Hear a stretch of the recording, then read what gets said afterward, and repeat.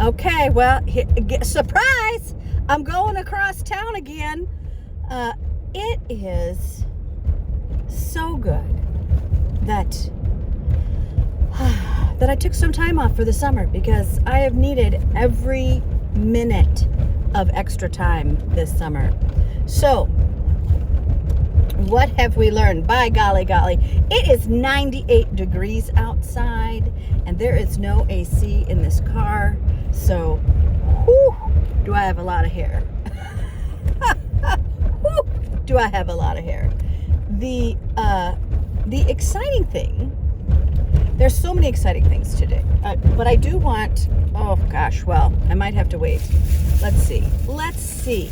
Hands on the wheel. It's right here. Oh my goodness. Yeah, these. OMG, stop. Those are little hangers. Oh, good, I'm at a stop sign. Now I can show you. Okay. I mean, stop it. My grandnephew's having a baby girl. And I just can't even believe how cute they are. And they're having a November baby. Look at that. I mean, stop. It's so cute. So this right here is my solution for this key dilemma is really managing the key, as in like the key dysfunction of our darling Tegan. Our darling Tegan, and I recognize this trait, so it is not like I'm just really speaking ill of that person. I will tell that young woman myself. But I am going to meet, I'm driving across town because I would not give this key to Tegan because I didn't trust her. And yesterday, my therapy conversation was around trust. How many times am I not trusting of the people around me? And so yesterday, because this is a habit I want to stop, right? Like, stop. I am constantly in the mix of, like, why am I so stressed all the time? Well, because I don't actually trust that the people around me are going to do the things that they are supposed to be doing. Because.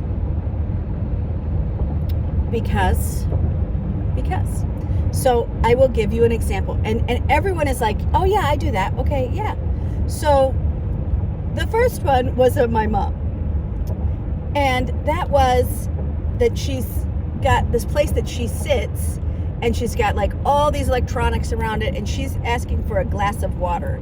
And it's a heavy glass, and she's elderly, and, you know, like, come on. So anyway, she's like, can I have a full glass of water? And I said, well, and I just, right, speaking my truth.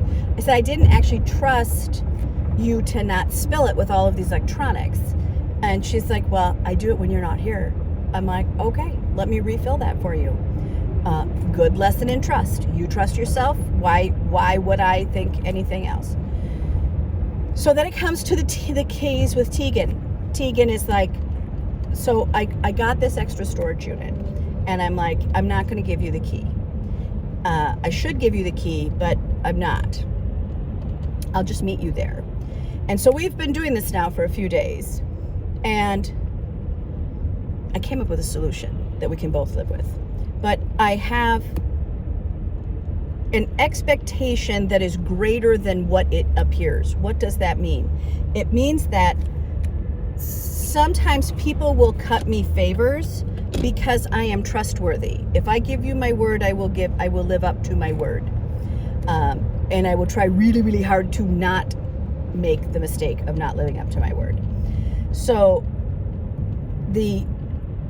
in order to save me money, the manager of the facility said, okay, I will give you my personal, like, extra one.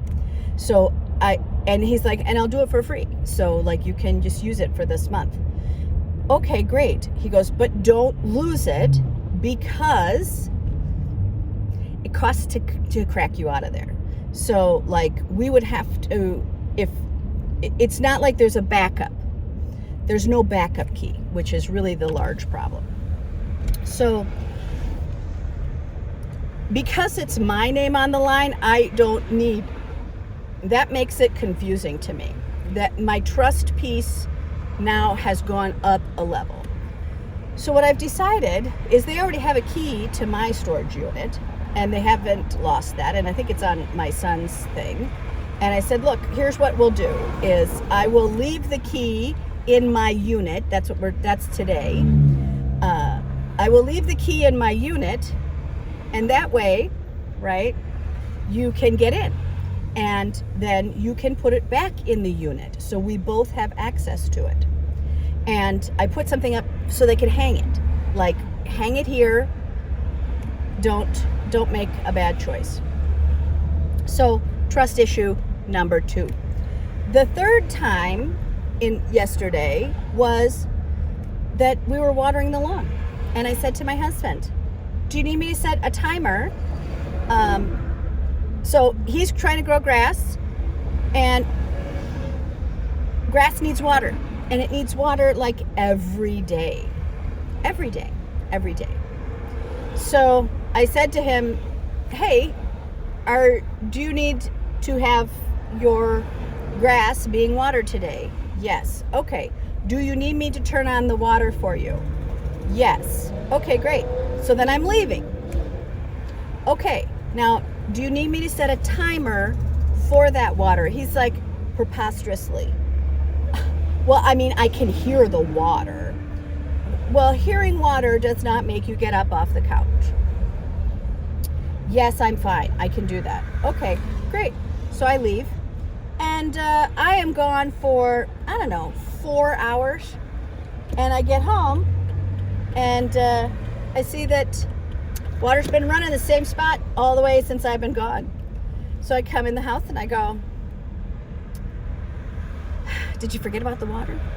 And he's like, no, I just thought I would just keep letting it go. Okay. So you did. I'm at a stop sign again. So, okay, great. So then this morning, because I don't trust my mom to be ready on time, then I go into the checking rituals, right? Where I don't need to hound you. She can get herself up. She's a grown-ass woman. But we have to be on time for doctor's appointments. So I get there, and my trust issues mean that I'm going to check at the time that I know she needs to make sure she is up. Then I'm going to check again to make sure she got into the bathroom, right? So like I'm doing this ritual checking so that she will be on time for me to come get her. So anyway, again, what is the moral of this? The moral of this is that if it bothers you, or if you like, why are we doing all of this? Why do I have these ritualistic pieces? So that's what I'm working on right now. This 2-week session of therapy is my relationship with time and responsibility. So that's what's up in therapy, my relationship to time and responsibility. And there are plenty of things that I don't do. So like, don't think for 1 minute that procrastination isn't on my dinner plate. But it is, the piece that I have to manage is that I don't actually trust anyone to be ready when they say they're going to be ready. Or I don't actually trust that you will finish that task. Or I don't trust that you're going to be on time. Or that, yeah. So that's the hard part about being me, is if I say to you, I'll pick you up at 2:30, sometimes I'm late and I feel really bad about that, but I've already called twice or whatever, like I don't like to leave people hanging. I don't like to, but it's all these little promises that we make that we don't do. And that is something, I just don't know what it is. So that's a day in the life today. You get me in the heat, driving across town and thinking about trust. There it is. All right, see you, bye.